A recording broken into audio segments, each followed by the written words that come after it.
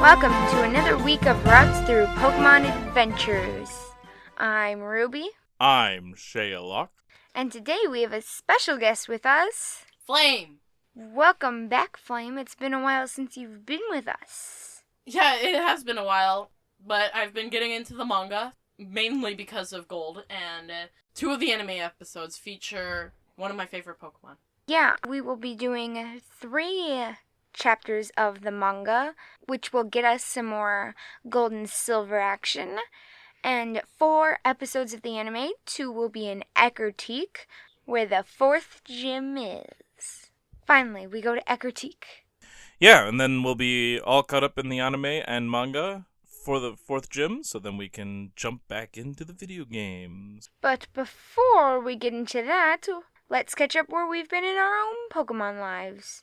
Flame, you haven't been here for a while. What have you been doing in Pokemon? Mainly reading the manga. I like the manga a lot. You've also been playing Pokemon Go again. Yeah, I have. And since I recently got a job, I've been biking, and so that I've been able to hit a lot more gyms and Pokestops. That's gotta be fun. It is.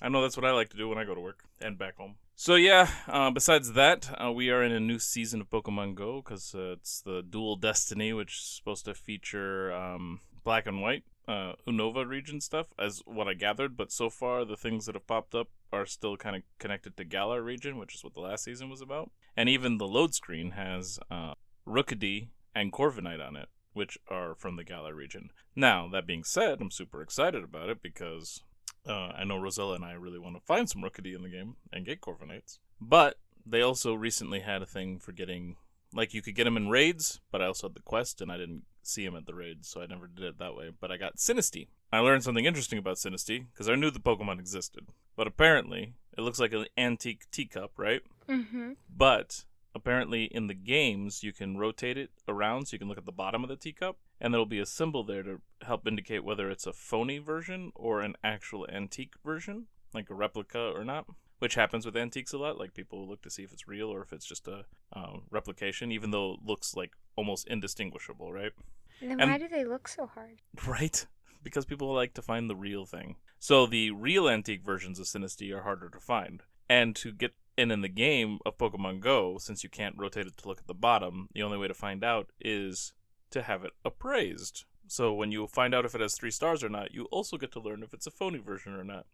And I have 3 Sinistea, and they're all phony. Not that I would be able to tell any other way, so who cares, really? I still want to get one just to say I got one, but because I don't have to pay money for it, I just go find the right Sinistea. And I've already evolved that, and I had to do a lot of evolutions for quests, so I also, for like my level 43 quests, and for a timed research, so I evolved a lot of my shiny Pokemon that I got too, so like the Blitzels now is shiny Zipstrake, and things like that. That's what I've been doing in my Pokemon Go. I've not been doing much. Yeah, you're a slacker. I've been trying to upgrade my Pokemon inventory. I'm maxed out, and I'm trying to hatch. My eggs are trying to hatch.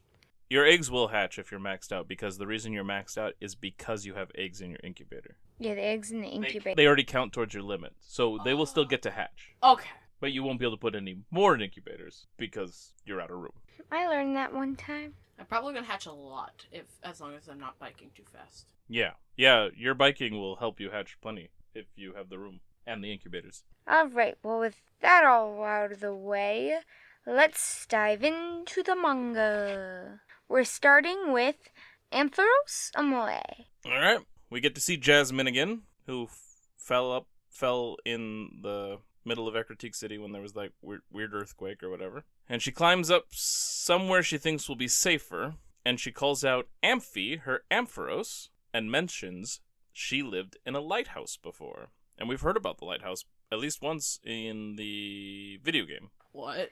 Didn't I open a pack with Jasmine and a lighthouse behind it last week? You did, I think. Or at least recently. Maybe it was 2 weeks ago. Jasmine and the lighthouse. That's cool. Because, yeah, they mentioned in Ecruteak City, somebody mentioned something about a Pokemon giving light in a lighthouse or something. Anyway, so Jasmine wants Amphi to help bring attention to their location, letting someone know they are there, like a lighthouse. So it shines light. Because they're up in a tower or something. Sure enough, Gold sees light shining out from the top of a very tall tower that is leaning. Gold mentions Jasmine wasn't at the evacuation site, because they evacuated everybody out of town, and that area where the tower is, nobody is supposed to be out there. So Gold mentions Jasmine wasn't at the evacuation site, and that area where the tower is, nobody is supposed to be out there.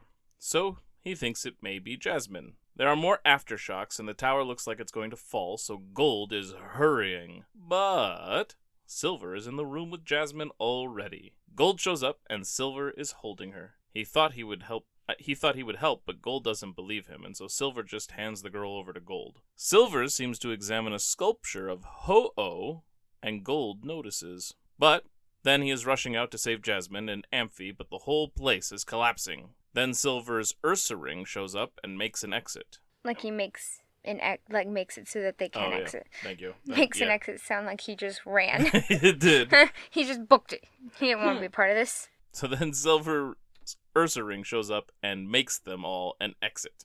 And we remember when he got Ursa ring, because Gold and Silver were together during that with the little girl. And then he used the Ursa ring we knew from the claw marks to defeat Team Rocket at the Slowpoke Well. So Gold sends Jasmine out on Amphi, and then the exit collapses in, trapping Gold and Silver. Gold wants some light and has Expo start creating it, but Silver gets after him because it will eat up their oxygen with the fire and everything, because fire needs oxygen. So the place is sinking, and they're going to get crushed, and Gold and Silver are so annoyed with one another. Then Silver says they should use their water Pokemon to pull up water from the earth and force them upward. And so we learn that Pokemon powers are tied up with nature. They have a whole discussion about it, or Silver explains it, or something.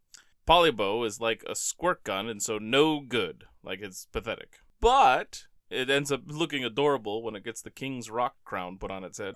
And, of course, if you know the mechanics of the game, we kind of have an idea of where this might be headed. So Polybow evolves into Poliwhirl, but it's still no good and can't help save them.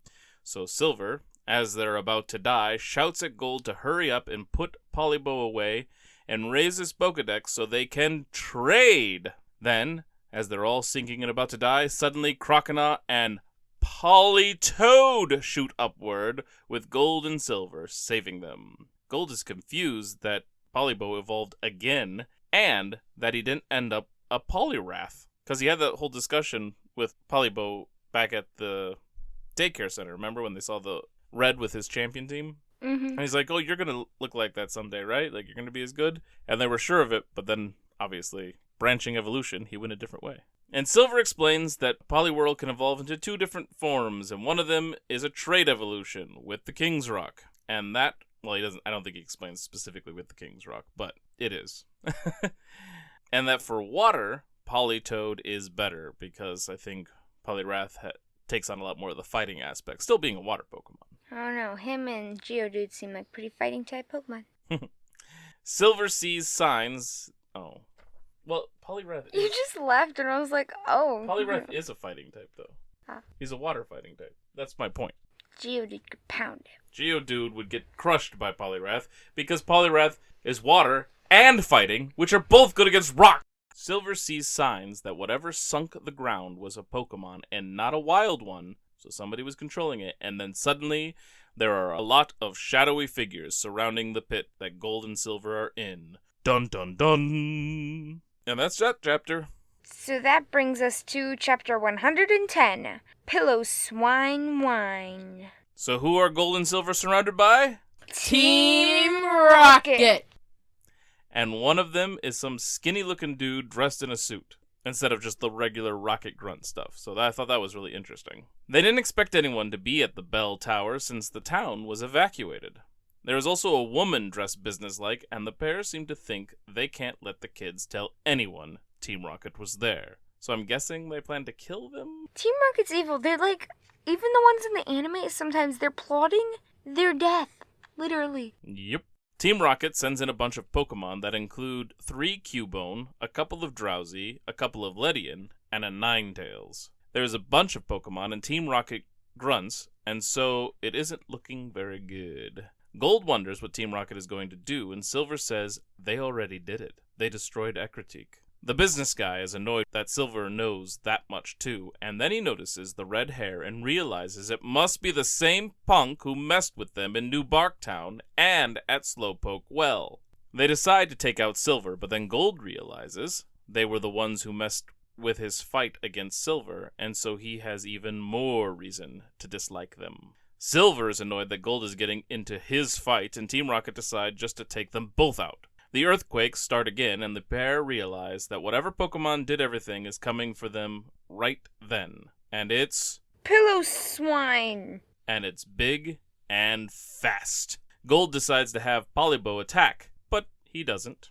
And the grunts laugh at how pathetic Gold is, and they surround him with Pokemon. Silver says he's leaving that fight up to Gold and rushes off. Silver is flying around with his Murkrow and allows the Piloswine to beat up the earth enough to make it behave like a liquid, and then he tells Politoed to Whirlpool! The trade is still intact. That's why Gold couldn't command Polibo. Silver's actions make Suitguy want all forces thrown at Silver, and for them to forget about Gold. Too bad that Gold already defeated them all. He wasn't as wimpy as they thought he might be. Suitguy wants to get the rest of his grunts and their Pokemon in, but the lady says no. They already hit the bell tower, and they suspect it will do something they want with Ho-Oh, which both Gold and Silver take note of. Then Team Rocket flees, which upsets Gold. Gold demands Silver to give Polibo back, which he does, and Silver mentions Gold has gotten better, to which Gold thinks the daycare was definitely worth it then. Gold is wondering about Ho-Oh since Team Rocket mentioned it. It was on the sculpture, and he noticed Silver notice Team Rocket mentioning it. But in the end, Gold tosses those questions, because what he really wants to know and is wondering is if Silver has ever enjoyed a Pokemon battle, since it seems every time he does battle, it is just to accomplish a mission. So, which is not the most important question right now. I would like to point out that when Team Rocket were laughing at him because he was so stupid because he was like, why isn't Polibo attacking? Then he figured that out when he asked for a trade back. Right. Yeah, he figured out what was going on. It wasn't his Pokemon anymore, quote unquote. So I think we should have a one-track Gold. What? We have tally marks for our show now, like things that they do constantly in the show, and one of them is one-track Ash, where he thinks that they're talking about Pokemon half the time when they're talking about other things. Like there was one episode where like something about therapy, and he's like, therapy, is that a Pokemon? Everything's a Pokemon to him. Anyway, so Gold basically challenges Silver to a match with their Professor Elm Pokemon. So like the Cyndaquil, now Quilava, and the Totodile, now Croconaw. And Silver finds this an interesting idea.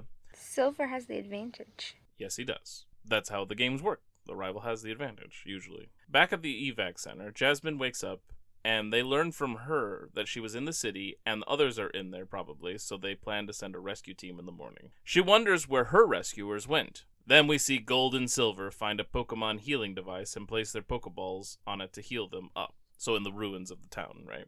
Gold suggests 6 versus 6, and Silver only puts out 5. He figures he should give Gold a handicap. Gold is not insulted, which I thought was interesting, and then they cross their arms with Pokeballs in hand and say they should stop talking, and... It's chapter 111, Tyranitar War. And fight! So, the pair battle, and it starts off intense, and at Gold's disadvantage since it is Croconaw versus Quilava. Then Sunbow helps out, Sneasel comes out for Silver, and so Gold brings in Sudowoodo. With a hit from that attack, Silver's Pokegear or Communicator Watch thing drops in the middle of the battlefield. Ursaring comes out to battle Sudowoodo, and then Silver brings in Kingdra! Turns out, that was the Pokemon Silver used to trade with Gold to evolve Politoed. We just never saw what he got. And so his Pokemon also evolved. And I believe that's also... No, Kingdra's was something else. A scale. He probably did that on purpose. He was like, well, since we have to trade anyway. Yep. Silver's always got a lot of plans going on all at once, it seems. He's clever. Then, before they can both launch into more battling, the phone... that's actually something I should bring up, too. So, like, Ruby and I have noticed, maybe we're not as clever, especially since we don't do Pokemon battles and stuff. It's not a regular part of our life. But we take time to think things through and get frustrated by people that are more erratic. Just like Silver. And maybe that's where some of the tension comes between Ruby and Flame, who's a lot more like Gold. It's like your rivals or something. Silver's cooler. I'm glad to be him. But he's a boy. This is a sexist world. Everybody's a boy, so... What? They just saved a girl. Yeah, a side character, and the girl was in distress. Oh no! I think it's funny because we're getting close to a point in the manga where we switch main characters. It won't be gold and silver, and it will be a girl. But we always start with the boys. See, it was red for a while, and then yes, we did some yellow, and now it's gold and silver. Boys always gotta go first because they're impatient. Us girls can wait. Am I a girl in this situation then? Okay, I guess we can wait. Flame cannot wait. Then why am I so good at stop motion? Because you're hyper-focused on it and interested in that at the time? Mom made a stop motion over the course of 2 days because she hyper-focused. Alright, back to the manga. Then, before they can both launch into more battling, the phone in Silver's Pokegear chimes in and mentions that his next objective is at the Lake of Rage, which we also heard about that in Ecruteak City in the game. There is strange Pokemon activity, and they need him to confirm it. So, Silver goes back into a time to just get this over with mode, and sends out Tyranitar.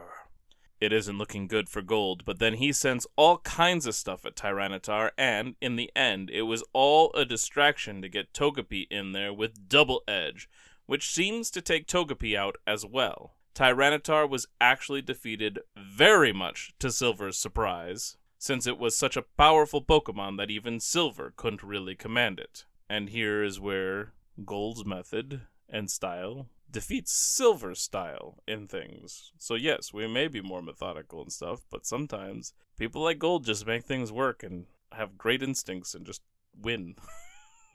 Didn't Silver win?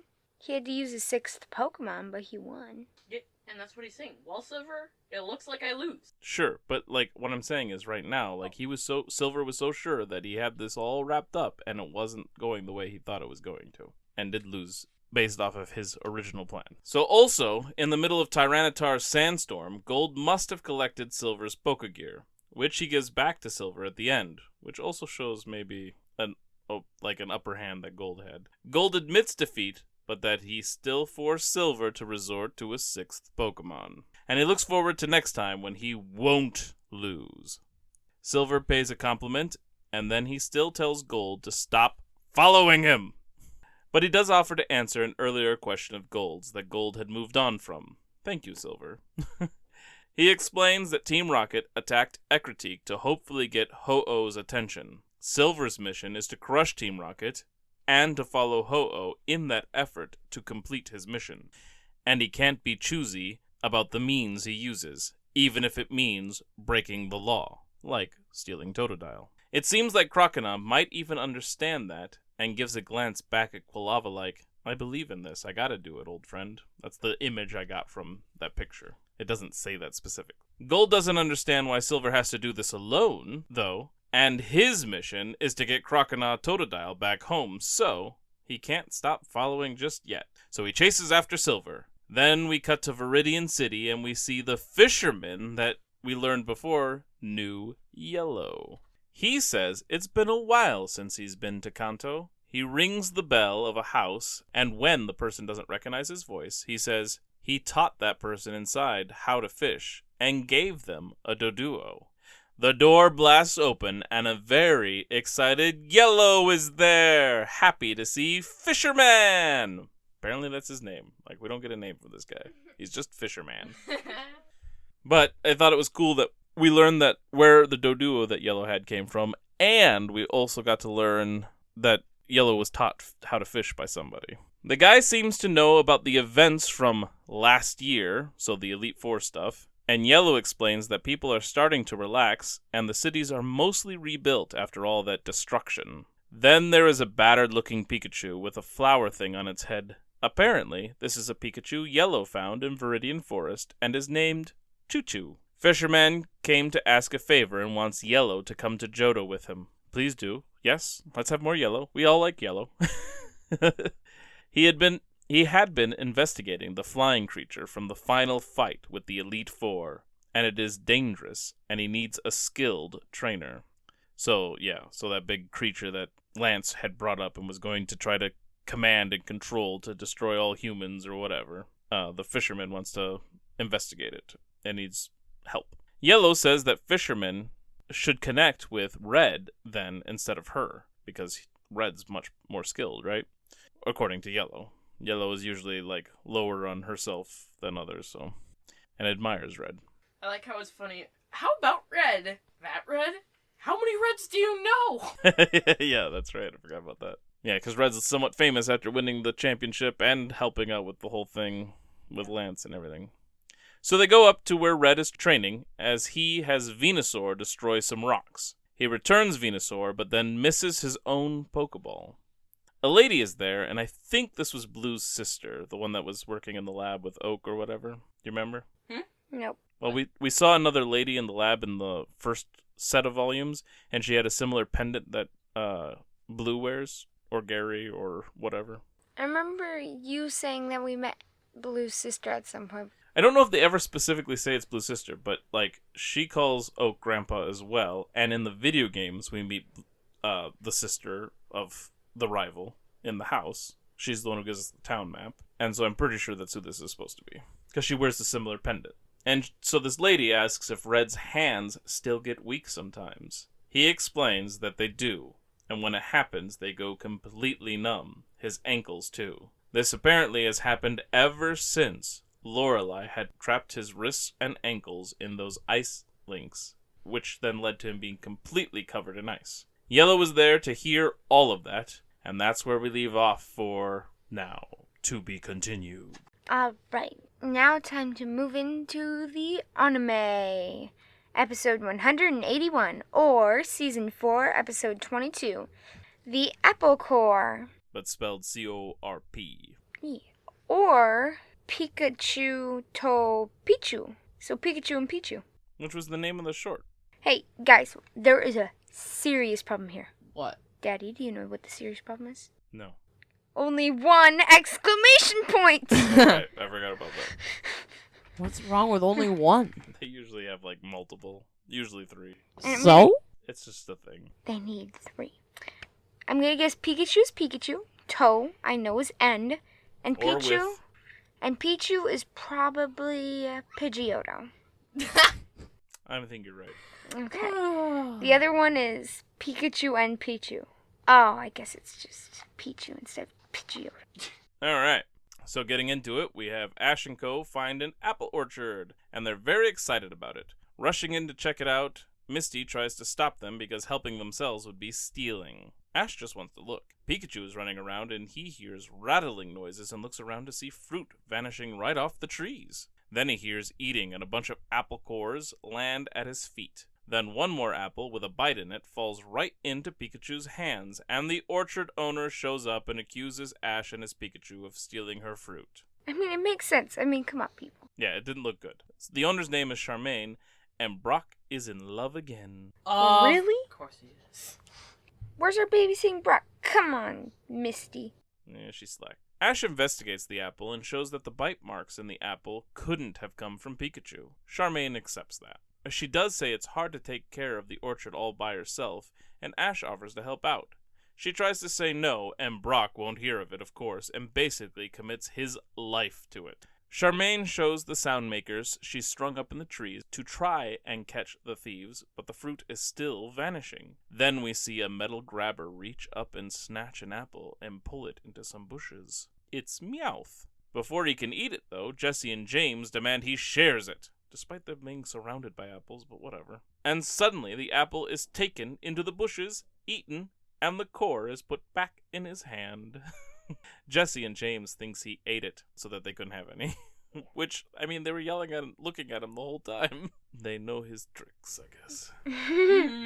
Then they see a Pichu rushing through some bushes and land on a noisemaker. There are a bunch of Pichu zipping through the trees and grabbing apples. One of the Pichu accidentally drops one, and it shows the same bite marks as before. Pikachu rushes in and follows the thieves into the bushes and catches up to a trio of Pichu and scolds them. Then a Pichu screams somewhere farther in, and so the Pichu run off and Pikachu follows, and there is a ton of Pichu all huddled together, scared. It's because there is a Fearow flying around above. Ash and Co. show up and find the Pichu having seen the Fearow. And then fear came over them. Yes. Yeah, Fearo's often the enemy in these when it shows up. It's been the enemy at least 3 times now, including this one. Mm-hmm. It's never been good, I don't think. Another tally. Then the Fearow comes in for an attack, but 3 Pichu climb up into a tree and work together to zap the bird, which also knocks them out because Pichu hurt themselves when they use electricity. Yeah, we learned about that in the Pikachu and Pichu short as well, right? Pikachu told Pichu short. Right. Then all the Pichu are given some apples, and they enjoy them, but Charmaine says that she can't let them keep eating the apples because they'll eat them faster than she can pick them. Then we get our Who's That Pokemon trivia. This Pokemon is very popular among women. I think I remember it. Any guesses, Flame? Among women. Is it like a perfume Pokemon? Nope. Oh. I remember it from the episode. Yeah. Wait, do you not tell him?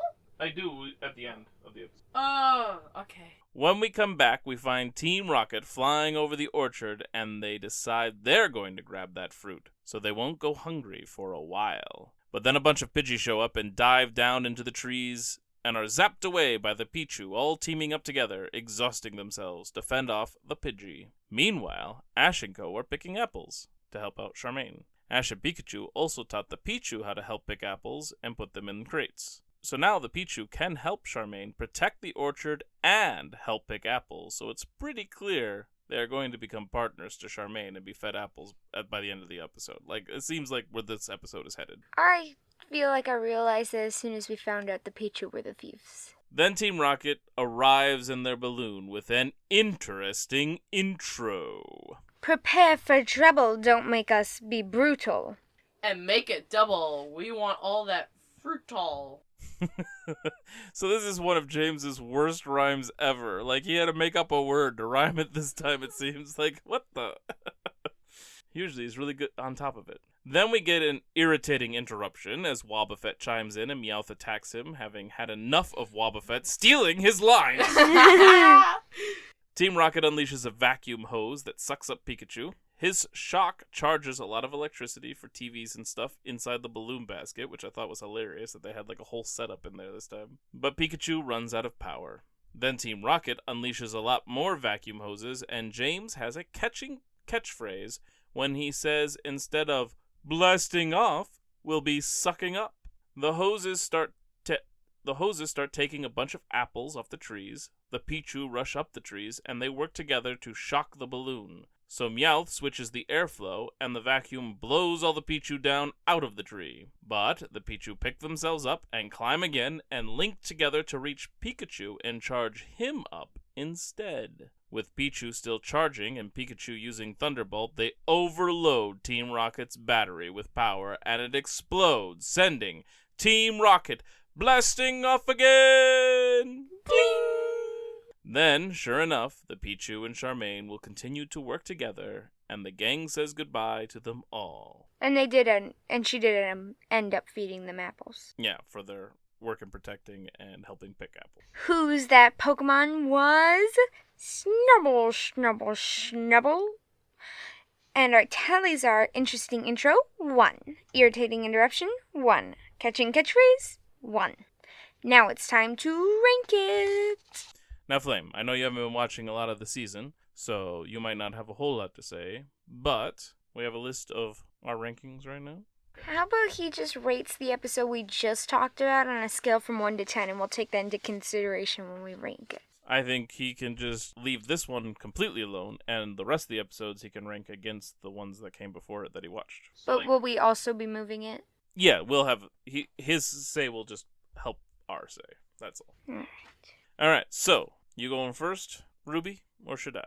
You can. That way I have more advice each time. Okie dokie. Alright, so, the Apple Core. Cute episode, for sure. Really missed out on babysitting Brock.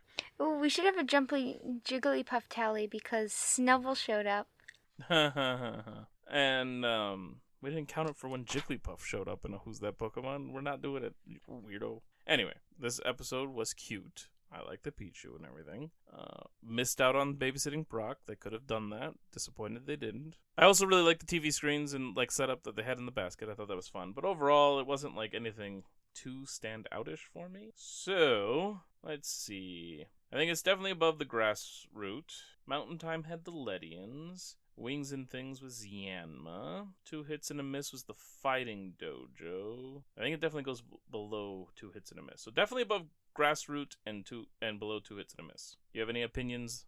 Probably right under 2 Hits and a Miss. Alright, I'm down with that. Alright.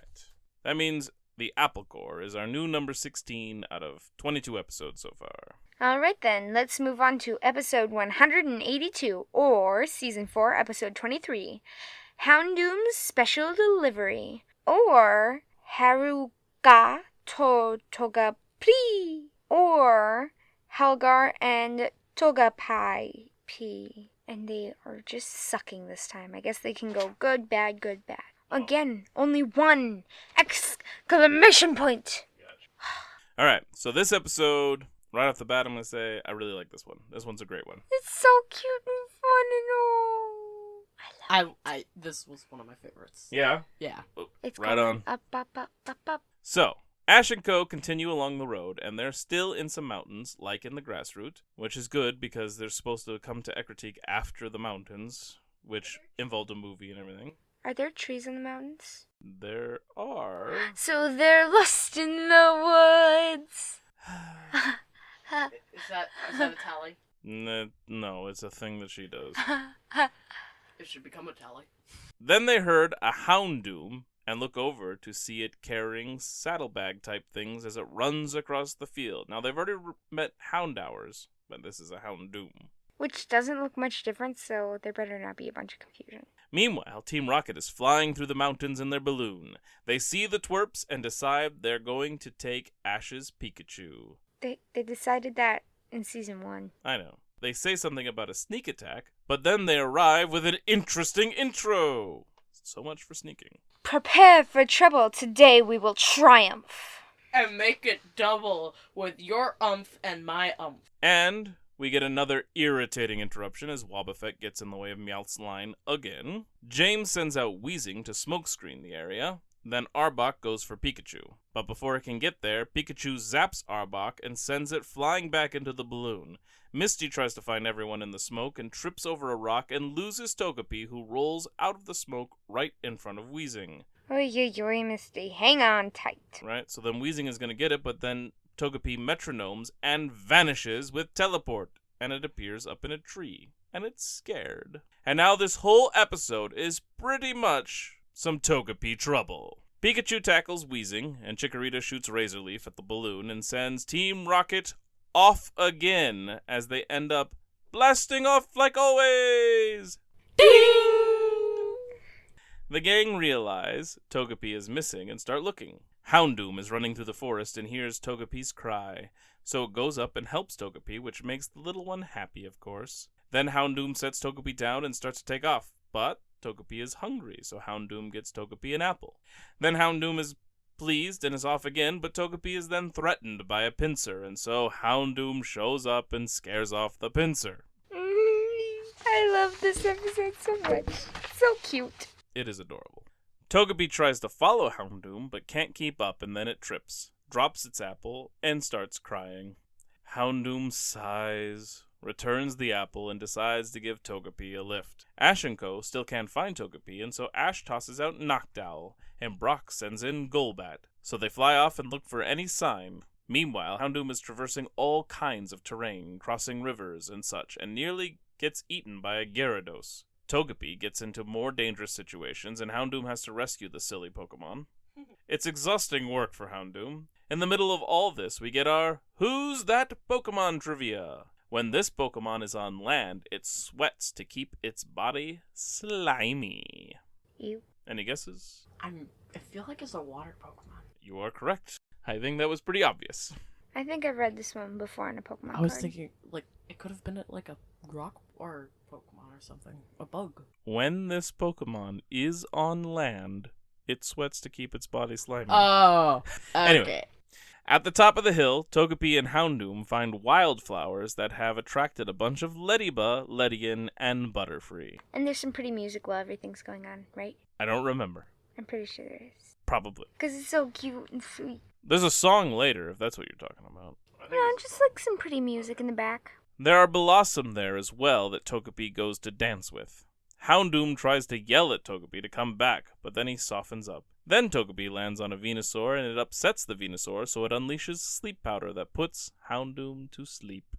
Well, that's because Houndoom jumped in the way. Thanks a lot, Togepi. Ash and Co. find Togepi's footsteps, thanks to Noctowl, I think, and they find other footprints too, Togepi's footprints, and so they guess correctly that the other footprints carried Togepi off. But of course, their thought is that it probably, took it and stole it to eat it or something. Houndoom wakes up and it takes off again with Togepi. Ash and Co. cross the stream and then find both sets of footprints again, and they climb the mountain and find the flower field. Team Rocket are flying around in their balloon, again, and apparently their patch isn't holding, and so they start sinking. And they would hit the stream, but then Gyarados went to leap a third time, and it shows back up with a large bump on its head because the basket of their balloon bounced off of him. And he's very angry at them for landing on him. So they're off again as Team Rocket is splashing off again. Ding! Ding! Alright, then we get a song as Togepi and Houndoom continue their journey together. A storm comes in and they take shelter near a tree, and Togepi is feeling sad, but Houndoom tickles it and cheers up the Pokemon. When the rain stops, it is misty out and they go look across the lake, and they see something large behind tall bushes. It crackles with energy and eventually leaps off, never giving anyone a good look, but it was Raikou, the third beast. We've now seen all three in the anime. Well, one of them was in the movie. But was it really in the movie? Well, you know what I mean. Which one? Entei. Oh. It wasn't really Entei. Houndoom and Togepi take off again as the sun comes back out. Ash and Co. find the new footprints where the pair of Pokemon hid from the rain for a bit. Houndoom reaches a Mareep farm with an old man, and then Ash and Co. also arrive there and are happy to be back with Togepi. When Togepi wakes up, it is thrilled to see Misty again, and Misty claims she will be much more careful from then on. I remember a certain point where she was not careful. Team Rocket arrives, and Meowth says that today they're gonna catch 'em all in a catching catchphrase. They learn that Doomy, the Houndoom, had gone into town to get some new clippers for the Mareep. Doomy is caught in a net by Team Rocket, which he could have probably just burned through, and then a fight begins. It starts with Chikorita cutting Houndoom free. James brings out Victory Bell, and so we get a distracted Pokemon as it eats James for the millionth time. And then the fight ends as Team Rocket is flung away again, but this time they say, "We give up," which isn't anything like "we're blasting off again," but it is in place of them saying that. So the question is this another off again moment, even though... I think so. Alright, so third off again moment in the episode. You should say, the last one you should have said off again, and this one off again.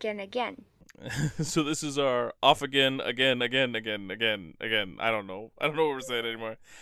Either way, they fly off and... Ding! Then it's time to get back on the road to Ecruteak, and Togepi is super sad to say goodbye to his new friend, Doomy. And our Who's That Pokemon is Poliwhirl. And our tallies are interesting intro, 1. Irritating interruption, 1. Togepi trouble, 1. And our off again, 3. And catching catchphrase, 1. And distracted Pokemon, 1. Alright, now it's time to rank it. So before we get too far into it, let's turn to Flame and see if he liked this one better or worse than the Apple Core, which we already can probably guess from our conversation right before we talked about the episode. Better. Alright. So it needs to at least be above Apple Core. Alright, I think... it was a really good one. I really liked it. Me too. Maybe right below Hassle in the Castle, if that's too high or too low. What do you think? That's a lot lower than I thought you were going to go with. Well, I didn't know how much you liked it, if you liked it more than that. I love this episode. I thought Okay. it was just a cool, really, cute story all in its own together. And just, I thought it was fantastic. Well, then maybe at least above the bug stops here? Yep. I would agree with that. Do you want it any higher? I don't know. Yeah, I don't know. I think I was thinking maybe even above a goldenrod opportunity. Honestly, it could even possibly be better than power play. I just really liked power play? Umbreon and the power plant. Oh yeah. And the giant I feel like it Wobbuffet. could be above that. Oh, I've seen that one. Oh yeah. Yeah, I like that one, but not near this one. Okay. So should we do this one as our new number 1? I think so, because it sounds like Flame even agrees. Mm-hmm. Yeah. Alright, so our new number 1 in our rankings is Houndoom's Special Delivery. 1 out of 23. Now let's get into episode 183, or season 4, episode 24, A Ghost of a Chance, or Yaketa to Matsuba Tojo, or The Burn Tower, Matsuba Appears. Guys, they did it this time. They finally did it. 3 exclamation points! Ash and Co. have finally made it. They have reached Ecruteak City. Some interesting trivia for this episode is that it was originally called the Tower Inferno, but the name was changed after the 9/11 attack. Do you guys remember? We've talked about the 9/11 attack before. Do you guys remember what that is? Yes. No. The Twin Towers in New York City? Yes. Okay. And so, the Inferno Tower, all that stuff, they're like, well, let's not call it that. That's not called. They don't want to call the episode the Tower Inferno anymore with the attack on 9/11 and people, like, because this came out around that time. Oh. And so they ended up changing the name because people were triggered by that idea, basically. Okay, that makes sense. I'm like, I didn't see why it mattered, but if it was around that time, then I see that. Yep. There was a lot of things that changed because of that, because the climax of, I think, the second Men in Black movie was going to use the Twin Towers, and they had to shoot a whole new end to their movie because the movie was going to come out shortly after all that happened. And there was a commercial, and it was probably a scene that was in the movie too, of the first Spider-Man movie with Tobey Maguire, where he fights Green Goblin. And there's a shot where like a helicopter bad guys are getting away, I think, in a helicopter, and it gets caught in a giant web that was strung up between the two towers, like a spider web thing, which is cool. But then the 9/11 happened. They're like, let's take that out. I mean, it makes sense. Yep. Anyway, so when they get close to town, they see the Tin Tower, and Brock says the gym should be close to it. Yeah, we couldn't get inside the Tin Tower in our games because you had to beat the gym first, and so we still haven't gone in there because we beat the gym, and then we have to go through the anime and manga to catch up before we can play more. I thought we did go in the Tin Tower. Well, okay, we went into the first room, but then the guy doesn't let us through. Tin Tower? Twin Tower? And there's 2 towers in town. And they're supposed to be the same. Yeah. So yeah, we can't go up into the tower until after catching up in the anime, because it wasn't open until after the gym. The gang also doesn't go into the Tin Tower, so that's all cool. And as they're looking around and traveling through Ecruteak, they almost get burned by a fire breather. And he looks just like the fire breather trainers in the game, which I thought was super cool. This one calls himself Infernando, because Fernando's a name. So Inferno, Fernando, Infernando. He tries to sell the gang a treasure detector, which is the item finder from the game, which you also get in Ecruteak City. So that was awesome. In the game, does it work? Yes. There's secret items, and it works in both both red and blue and gold and silver. And basically what it does is you use it, and if there's no hidden objects there, it doesn't do anything. It just says, nope, nothing. But if there is something in the screen area that you are detecting, it makes a beepy noise. And so the best thing to do is, if you can, depending on where it's located, is you keep moving until it stops beeping, so then you know which side of the screen it's on, and then same with up and down, so then you can pinpoint the exact little corner that it Wait, needs to be. you can just walk around with it? Well, you walk and then you use it. You walk and you use it. It's tedious, actually. Actually, I don't think that is the best way, Daddy. The best way is to have your dad go do all the work and tell you where the item is, and then you go pick it up. Which is what I did throughout all of red, blue, and yellow. Anyway, the gang doesn't go in for the treasure detector. Ash and Misty leave, and Fire Breather Clown continues to try to sell his detector to Brock, who's like, hey, can it find me a girlfriend? And so Misty comes back in a babysitting Brock moment and pulls him away by his ear, stating that the Fire Breather is a clown, not a magician. Oh, man. Team Rocket is sitting at a fountain in Ecruteak City. They've lost the twerps, but James knows they're headed to the gym because that's what they do. But the gang is hungry, and so Jesse hands James the money to buy food as he talks about what kind of food is found in Ecruteak City. And right here, you know exactly where this is headed. He's about to waste all his money on a faulty object. It took me a little bit to realize that. Daddy realized it right away. Oh, as soon as it was coming. Oh man, I think as soon as they try to sell it to him and to the gang, I was like, I wonder. And then they get to that point, and I'm like, nope, it's gonna happen. But before all that can happen, we go back to Ash. Brock leads them into a burned-up building and says it is the Ecruteak Gym. Now, I wasn't thrilled about this because they were making the burn tower into the gym, which is not game accurate. But, I mean, the show does what it does, so whatever. Then we go back to James. He runs into Fernando, who says that he himself is just the guy that James is looking for, to which James hilariously responds to, I'm not looking for any guy. Oh, I thought that was hilarious. Then James returns to Jesse and Meowth with the detector, which does find some treasure right away. A rare bottle cap. So really, this treasure detector works perfectly for James because he loves bottle caps. And you could sell the bottle caps for lots of money. Which he won't. Yeah. He's like, and you can sell it for lots of money. And they're like, okay, let's go. I'm not selling these! These are collectors! Yep. I'm collecting these! The gang is investigating the burn tower, and then the fire reignites. The gang try to get out before they all burn up inside the tower, but they keep getting blocked as the flames keep sprouting up.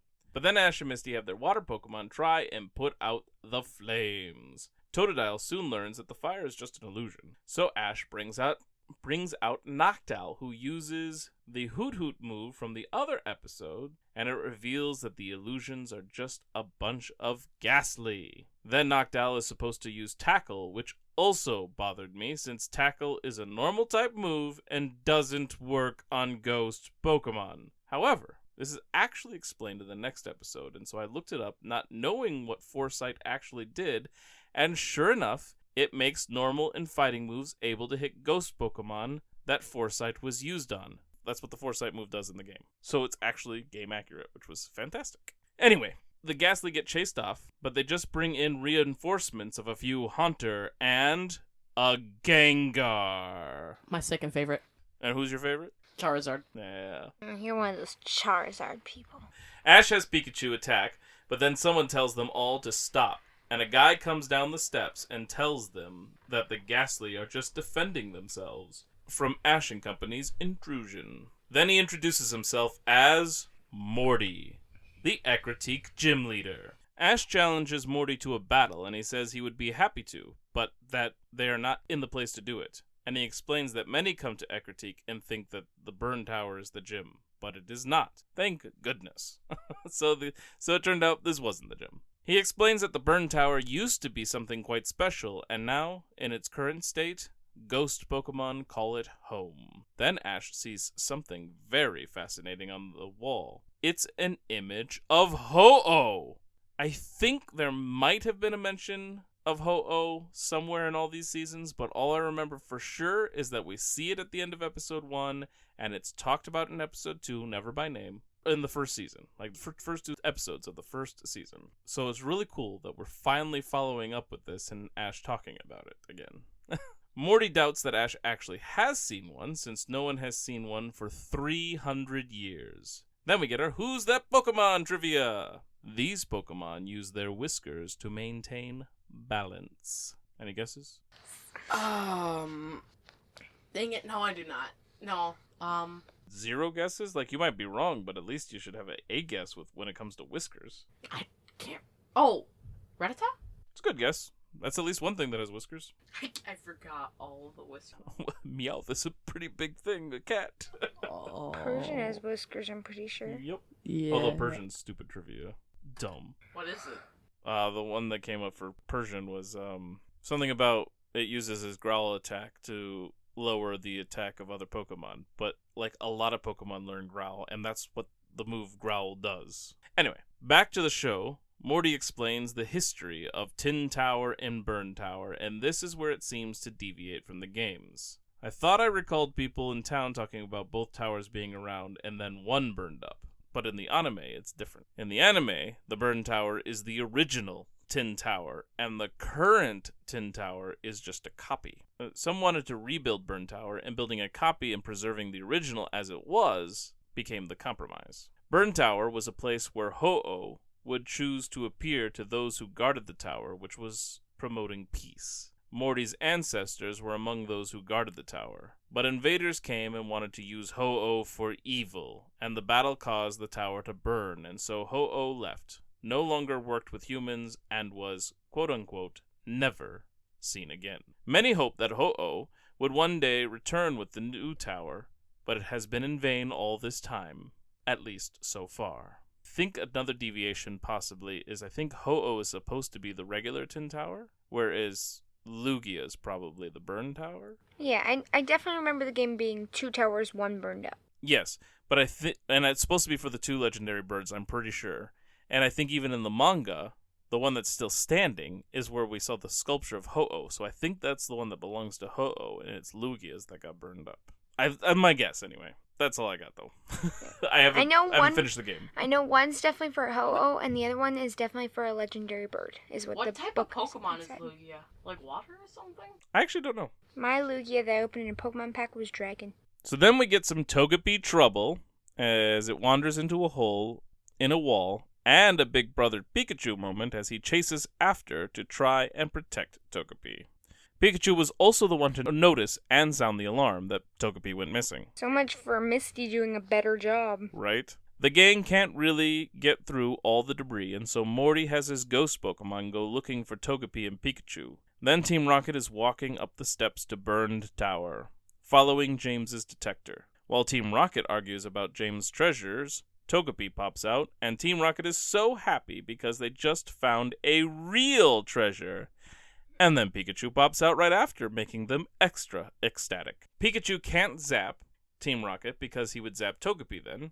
Ghastly witnesses all this and reports back to Morty. While Team Rocket is joyfully running away, Gengar pops out and trips Jessie with its tongue. Ash and Co. catch up, and so Team Rocket gives us an interesting intro. Prepare for trouble, we've got Pikachu.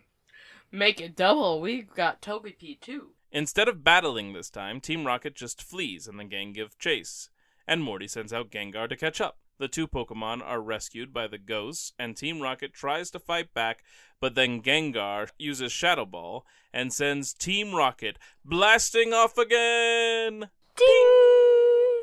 Morty says that Ash could have his battle right then if he wants, but it might be better to rest, and Ash agrees.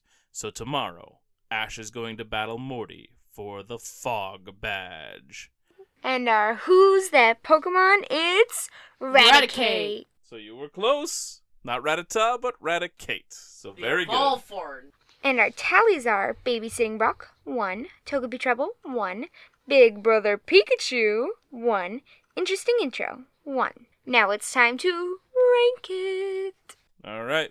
So Flame first. Do you think it's better or worse than Houndoom's special delivery? Probably worse, because Houndoom was awesome. All right. And do you think it's better or worse than Applecore? Probably better. All right.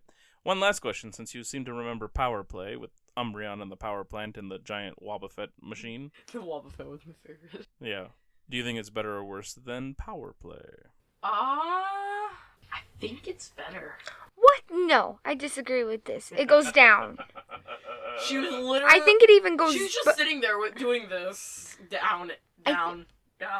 Well, let me see. What do I think? I think it even goes below the other. Shh. Let me give my opinion. It's my turn. All right. I think I really love that we got some more Ho-Oh and like a callback to like Ash having seen Ho-Oh. That was super cool. I didn't like it at the time until I learned that it was accurate, but that Noctowl could tackle the Pokemon because he had used Foresight to see the illusions. The Fire Breather being in the game, or in the anime, just like the game, was super cool. The item finder showing up was also super cool. James's bottle cap collection being continued, also enjoyable. So yeah, it had a lot going for it, really. However, there's been some really good episodes. So I think it is... I gotta say it's probably at least better than Wabu Palooza. What? Ooh, maybe even better than Airtime. What? Are you just trying to annoy me at this point? Describe airtime. Airtime was when they were on a radio show, and there was a fantasy story being told. I saw a part. Just put it below Waboo-Palooza. I mean, Waboo-Palooza did have Team Rocket being, like, helpful, good guy moment, which I do love, but... Please! Just under there. I think it goes lower, but just under there. What's with you and the blue Pokemon? You had a whole thing about Quagsire, too, which I don't think Wobbuffet and Quagsire are all that much different looking. Well, you also agree that you love Wobbuffet. I do. Wobbuffet's great. Come on, please. Wobbuffet. Below Waboo-Palooza. I beg of you. I beg of you. Okay, well, you want it down below Waboo-Palooza. I think it might be better than Airtime. He thinks it's better than Power Play, but his opinion holds a little less weight. I think it goes, like, way down there. I think so. I might just have to put it between No. Airtime and Waboo-Palooza. Not above Waboo-Palooza. Because the buck stops here with Casey showing up. That was really good, too. And Goldenrod Opportunity was a fun starter to the season for sure, especially Whitney being hilarious. I thought both our opinions matter. They do, which is why it's not going higher. I think it should be, like, way down, like, almost at the bottom, maybe. Yet you're saying that now. I was saying that earlier. Mm-hmm. I was literally saying it should be lower. She was. And when I was pointing down was when he first said it goes above the first episode or whatever. You think it goes below Applecore? Yeah. What? Mm-hmm. Below Applecore? Applecore was so boring compared to this one. I said it might even go below, a Dairy Tail ending. No, it doesn't go below a Dairy Tail ending. Okay, I'm getting a little out Now of you it. sound completely insane. Okay, it probably goes above at least Fossil Fuel. There's so much more fun about this episode. I don't know why you're putting it so low. Just put it below Waboo-Palooza. I think it goes so much lower than that, but at least not over my Waboo-Palooza. Please. Please. All right. What about me? You help me keep it up there. If she's thinking it goes that far down, I'd probably have to put it down a little bit lower. But because you voiced your opinion, which I also think was a little on the high side, I'm going to put it in the middle here. Okay. I don't think we've disagreed this much in a long time on an episode ranking. If ever. Like, I still like the Quagsire episode. You just liked it a ton more than I did. And that's why I kept it at a decent spot. Alright, so, A Ghost of a Chance is now our new number 7 out of 24.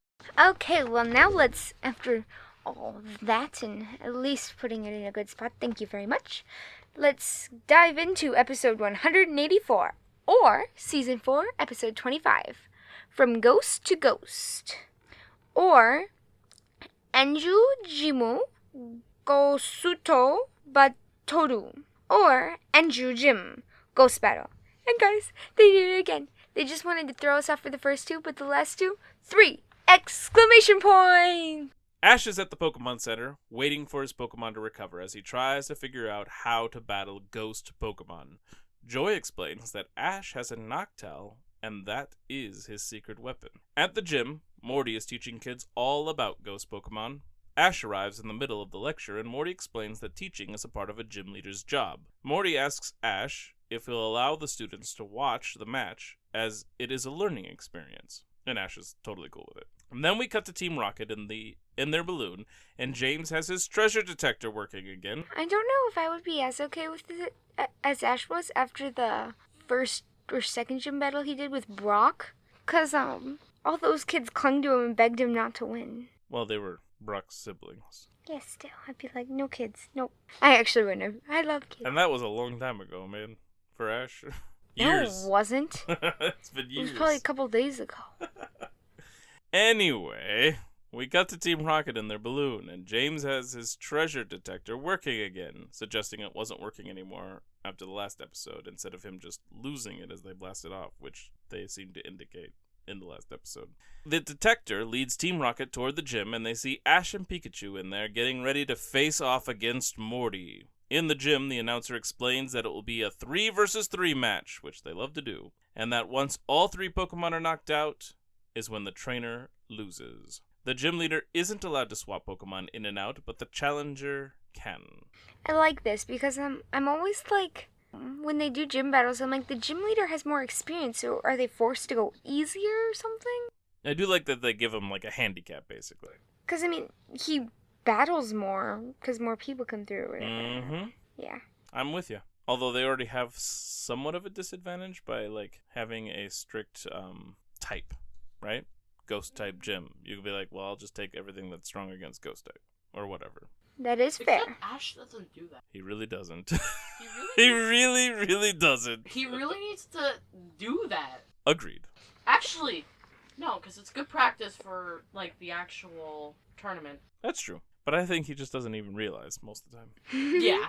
Alright, so it starts off with Ghastly versus Noctowl. Brock and Misty aren't so sure about Ash starting with Noctowl since it is his secret weapon, and it going down early will spell disaster for the match. But Ash claims to know what he's doing. So Ghastly is quick and turns invisible, but Noctowl uses Foresight, and this is where Brock explains that the move means that Noctowl can use physical attacks on Ghastly now too. But Ghastly is still too fast for Noctowl to tackle, so Ash brings Noctowl back. Brock explains the strategy of using Noctowl for his Foresight and then swapping him out so he can be used later if needed, which is actually a smart way to go.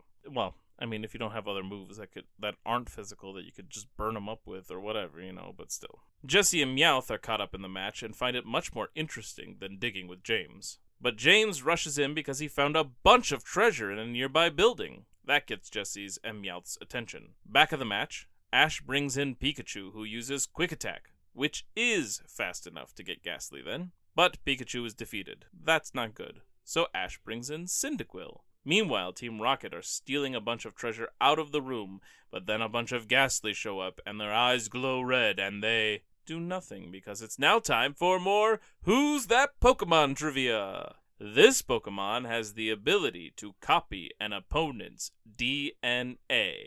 Wait, didn't we do this one already? We did. Trust me, we did. But do you know the answer? There's only like 2 Pokemon that can do that, and I doubt it's Mew. I'm guessing Ditto. Good guess. We'll see if you're correct. Ghastly is good at dodging, but so is Cyndaquil, which we've seen many times. Cyndaquil is a great dodger. Then, when Ghastly tries Lick, Cyndaquil dodges and runs right up the tongue and tackles Ghastly to beat him. So, now Haunter is released and it uses Mean Look, which forces Ash to stick with Cyndaquil, because you can't run away or retreat and switch out if Mean Look has been used, which is true to the game. Misty thinks it's unfair because the challenger is allowed to switch Pokemon, which Mean Look doesn't allow for. But that doesn't actually change the rule, it just means Morty has to use an ability to stop them now, which seems perfectly fair. Yeah, he has to think it through. Yep. Brock has no issue with it either, so we're in good company there. Now, Cyndaquil uses Swift Attack, which I believe is a normal move, and so I don't think it should hit Haunter, technically, since we haven't had another Foresight yet. This is where the episode gets a little wonky in the rules. It's okay. We know how it works. I'm done nitpicking the anime. They're stupid. That's that. Cyndaquil is having trouble, and so Ash tries to return it, but it can't, and then Cyndaquil is defeated. So Ash only has Noctowl left. Back to Team Rocket, it seems they have been hypnotized to see themselves surrounded by food, and Ghastly are enjoying themselves. They create a table of food that Team Rocket chases because it keeps running away. Back to the battle, Noctowl uses Foresight, of course, and dodges attacks from Haunter. But then Noctowl tries to use Hypnosis while Haunter succeeds in hitting Noctowl with Confuse Ray.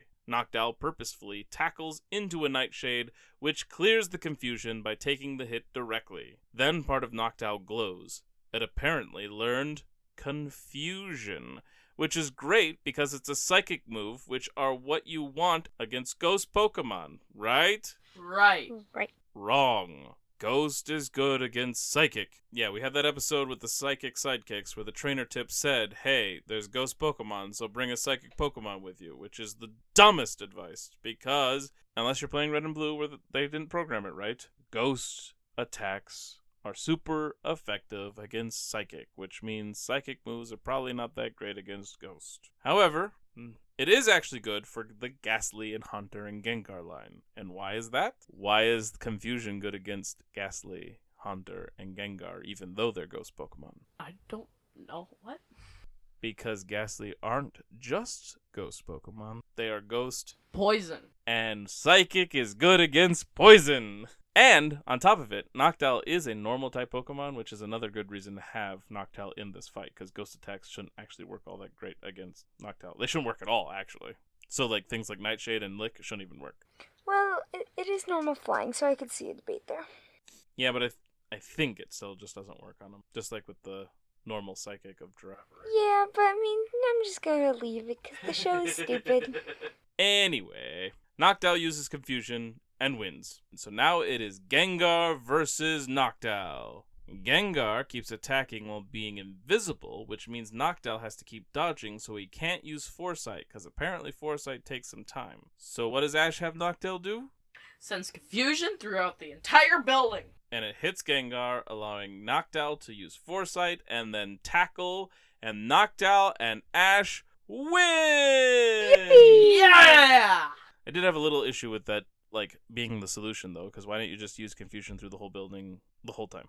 So now Ash has a 4th badge, just like we do in Gold, Silver, and Crystal, and that means, like Ruby and I do, and that means we can go back to our games next week to journey toward the 5th gym. However, I know some things, and I think it's possible Ruby and I will be taking a detour. But then, we see Team Rocket. The follow-up in this episode, Team Rocket is running away from the room of Ghastly in an entertaining exit, just like the last time there were a bunch of Ghastly causing problems in that Hoot Hoot episode. Yeah, and it was because the table started to try and eat them. Oh, that's right. And also, worth noting, is Team Rocket never once used any part of their motto in this episode, because they never showed up for the gang. They never actually interacted with them. That is a modified motto. No, it's not. Yes, it is. Anyway, that's the episode. All right. Our Who's That Pokemon? If you're stupid and didn't guess it, it's Ditto. Since we've already gone over it once, and Flame got it right. And yeah! And our tally? We have one tally, and it came at the very end. Our entertaining exit. Yep, that's it. Now, let's rank the last one. Alright, suppose it's my turn to rank it, but before that, Flame has to say. Yep.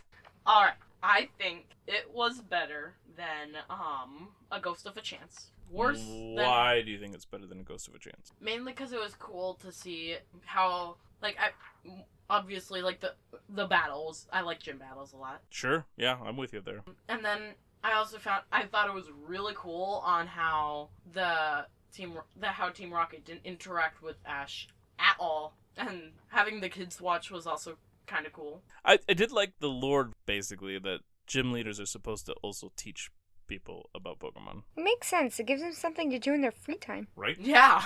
Alright, and I'm guessing you were going to say it's worse than Power Player and Houndoom Special Delivery? Yeah, probably. Obviously better than Apple Core, though. Yeah. Alright, Ruby, now you know where he stands, where you think it goes. Okay.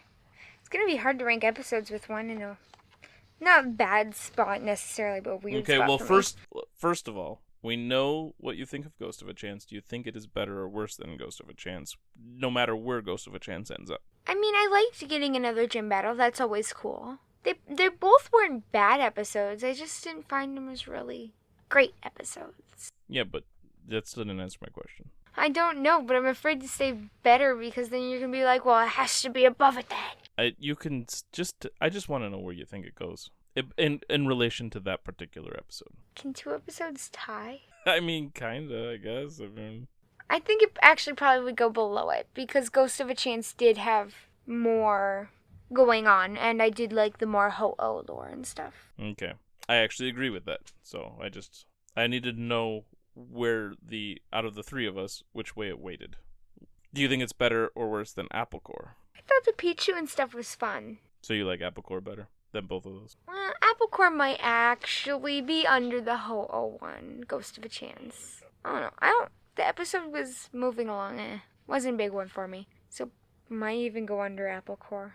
Okay, I think it goes above Apple Core. Alright, so now you know, like, you and I both agree, or me and Flame agree that it goes above Apple Core. Me and you agree it goes below A Ghost of a Chance. Just throwing that out there in your trying to figure out where to place this since you have one that you disagree with in the list. We can definitely put it above Apple Core because I don't really know. Because I guess Apple Core wasn't really much of a... Yeah, whatever. What if it goes right above 2 hits and a miss? Under Beauty and the Breeder? Yeah. How do you feel? I think that's actually probably a pretty good place. I did like Beauty and the Breeder. That was a lot of fun. It was just really cool to see her back, and the whole plot line was a lot of fun. And Team Rocket did a fantastic job in the tournament. If they hadn't cheated to be first in line and just took their place in line, they probably would have won and never had to do result to crime throughout the whole thing. And we're big fans of Team Rocket, just so you know, of Jesse and James and Meowth. Me and Ruby love those guys.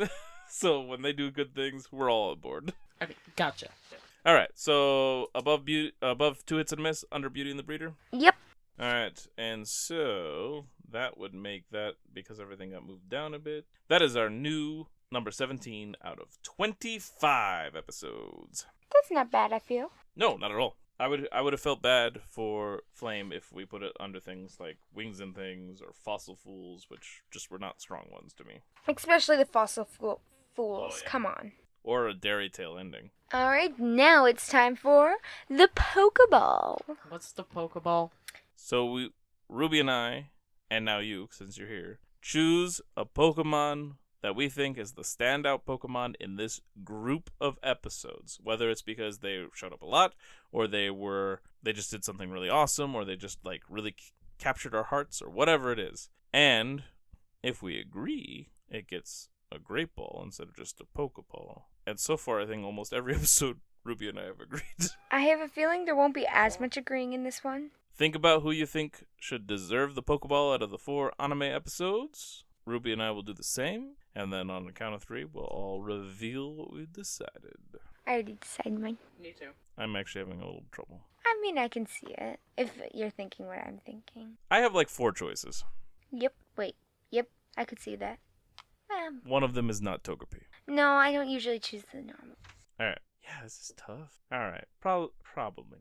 No. Yeah, I think I'm going to go that way. Alright, I'm ready. I don't know if you can choose the same one as me, maybe. Are you guys ready? Yeah. 1, 2, 3. Togepi. Houndoom. What? You picked Houndoom? I picked Houndoom. That's awesome. Yeah, I heard. I picked Togepi. Nice. So we all picked from the one episode that we put on the top. I was torn between Houndoom, Noctowl, Gengar, and Ghastly. I knew it! I knew those were the ones you were torn Because between. Ghastly was a big featured one too, and I love Ghastly actually. Oh, really? Yeah, I think it's cool. What I about like the Gengar? I like Gengar, but he has feet and hands, and I like the floaty Orby of Ghastly. Like out of the 3, I like him more for some reason. Gotcha.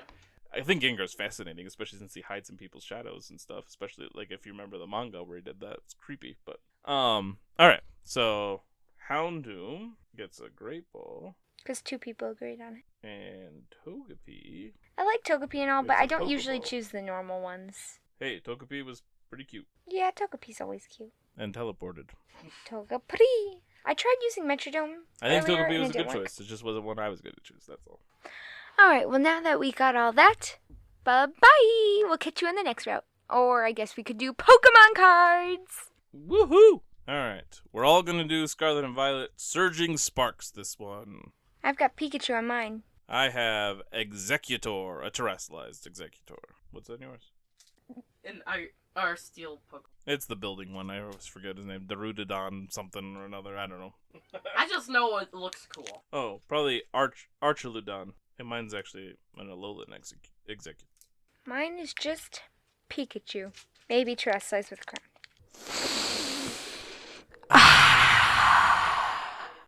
Alright, well, I guess we have a guest today. So let's let Flame go first. For my first card, I have Zwellius. Oh, fun. And he evolves from? Dino. And his type? Dark type. For my second one, I have Rotom, the electric type. And then I got Togepi! Oh, perfect! Togepi! The psychic type. And then I have Helioptile. I think he can, like, spin and fly around. It's like a helicopter. Yeah. It's a normal type. And then I have Executor. Evolves from Execute. Grass type. And then I have Miraidon. Wait, Future type. Or Future Electric. Wait, like the Miraidon from Scarlet and Violet? Yeah. And then I have a supporter card, Cyrano. My reverse holo card, which has a really cool decoration for the shiny part. Satan. Satitan. What? Satitan. Satitan! Evolves from Citadel, water type. And then I have another reverse holo, Gouging Fire. I think it's Entei, but the Pokemon's called Gouging Fire. Oh. It's an ancient version of Entei. Ooh. That's why they look weird all the time, because they're like ancient and future or something. A fire type, obviously. My rare card is Dialga, a dragon type. Nice. Oh, and then I got a basic fighting energy, and that's my cards. Nice, thank you. All right. Then you go next. Okay, my first card is a supporter trainer card. It is Drasna. I don't know who she is, but okay. And then I have Esper, a psychic type. Ooh, yay. Wattrel, electric type. And then I got Excadrill, evolves from Drillbur, fighting type. I have Bruxish, that really colorful fish thing, water type. Okay, and then I got an item trainer, Meddling Memo. Interesting. Then I have Appleton, evolves from Applin, dragon type, fire and grass. Ooh, my first reverse holo is a Magnemite, electric type. My next one is a Fantby, fighting type. And my rare is Tapu Lele, psychic type. And then I got a water type, or water energy. Okay, my first Pokemon is Relar, grass type. Then my second one is Silo, evolves from Seafill, water type. It's funny, the fat, small, round Pokemon goes into a skinny-ish Pokemon. My next one is Clobopus. It's got like an octopus, but with big fighting hands. Yeah, because he's going to clobber you, and he's an octopus. And he's a fighting type. My next one is Heliolisk, evolves from Helopietal, flames Pokemon, colorless type. Then my item trainer is Chill Teaser Toy. Then my next one is Paldean Tauros, water type. Nice. Oh, there's a water type Paldean Tauros? That's cool. He looks really cool in the picture too. You want to see it? Oh, he is so cool. I want a water one. Oh, that's so cool. My next one is Latios, psychic type. Then reverse holo, Meryl, psychic type. My next reverse holo, it's another one, supporter, trainer, Jasmine's Gaze, with the lighthouse in the back. Cool. Can I see it again? Now that it's reverse holo? Was the last one reverse holo? I don't think so. That's cool. Look, see? Jasmine. But the lighthouse again. And then my rare is Scovillain EX, evolves from Capsicum, fire type. I feel like this is my first really cool EX card in a little while. I think it has. It's been a bit. There was a couple of times where neither of us got anything interesting. So. Well, I mean, a couple of times, except for, the last time with your Twilight Masquerades. Well, yeah, that was really cool. Then a fighting type energy. Alright, so that's our episode. Route Through Pokemon is a Hunterfield Institute production. You can find us on Spotify, Amazon, Apple, and other podcasting platforms. You can also comment there, so always comment in my favor.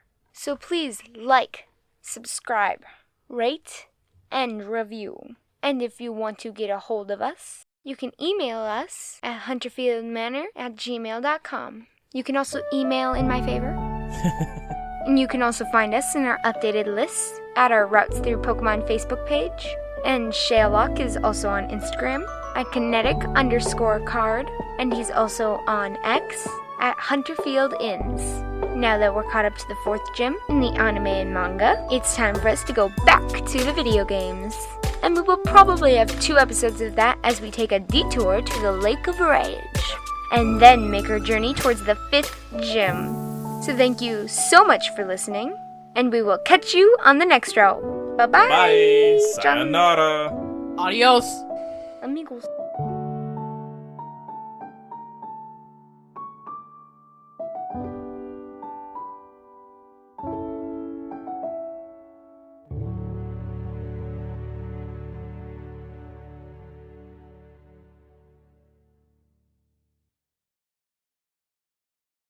Part 26. The Gifter. The woman in black took another step closer, and Violet flinched back. The girl examined the woman carefully, looking for any sign of an R on her clothing, as she suspected that she had just run into another member of the Rocket Group, or whatever they were called. She was dressed in what might have been sensible attire for an office setting, but certainly seemed odd for spelunking purposes. But as for an R, well, if it was anywhere, it would have to have been hidden underneath that blazer or something. Adjusting her black-rimmed glasses, the woman smiled at Violet. A little jumpy, it would seem. She reached into a purse and pulled out what looked like a Pokeball, but it was blue and white instead of the usual red and white. The woman tossed it over to Violet, which surprised the girl, and she barely managed to catch it. Try that. It'll work great. Trust me. Violet eyed the woman, not ready to just trust anyone, and then she examined the Pokeball. You might want to hurry. That Paris is about to run away. Sure enough, the Paris was getting back onto its feet. Not having other Pokeballs to choose from, Violet went ahead and tossed the blue one at the Paris. It collided, and suddenly the Pokemon was zapped inside. It wiggled a little as the light blinked, but soon there was the telltale clicking of the lock, and the Pokemon was captured. Violet looked back at the woman. Thank you. That was really nice, Miss. Kuro. Violet nodded. Thank you, Miss Kuro. The woman smiled. Just Kuro is fine. Another nod from Violet, but she didn't feel there was a need to repeat her thanks again. Headed out to Cerulean City, I take it? A young trainer on her quest for the badges? Yeah, that's right. Violet looked the woman over again as she was wrestling with herself on whether or not it would be rude to ask the woman why she was there dressed like that. Well, here. The woman took a few steps toward Violet, which caused her to flinch again, though a little less this time. It is all right. I am not going to bite you or anything. Then the woman pulled out a few more of the blue and white Pokeballs and offered them up to Violet. What? The girl didn't want to presume some woman was just going to hand her a bunch of Pokeballs, even if that's exactly what it looked like was happening. Go ahead, take them. I have plenty. But why would you just give a stranger a bunch of your Pokeballs? Trainers such as yourself are a treasure in this world. To see you succeed on your journey and catch as many Pokemon you can find is something I would very much like to be a part of. Violet was beginning to think the woman was just plain odd. But better odd than a member of the Rockets and trying to steal her Pokemon, or push her over a cliff. Okay. Well, thanks again, I guess. Kuro. The woman beamed as Violet took the Pokeballs. Absolutely my pleasure. Now, just be aware that these Pokeballs are better than the regular red and whites, so you'll want to use them sparingly, to save some for any Pokemon that are a little trickier to catch. Oh, okay. So I'll probably want to buy some regular ones again once I get to Cerulean. That would be for the best. There are so many creatures to catch out there, and if you used these, you would run out in no time at all. Violet tucked away the Pokeballs. Well, thanks again. That was very kind of you to... There were rapid footsteps coming from behind, and Violet thought she heard that brat she left behind calling out for her. Oh, great. Sorry, I really need to get going. Picked up a nuisance on your way through? Violet rolled her eyes. Something like that. Well, you go ahead, Violet. I'll slow him down a little. Give you a chance to lose him. The girl almost stepped in to hug the helpful woman, but stopped herself. Just assume I'm forever thankful at this point. Kuro let out a soft laugh and gave a nod to Violet. The girl took her cue and hurried further up the path.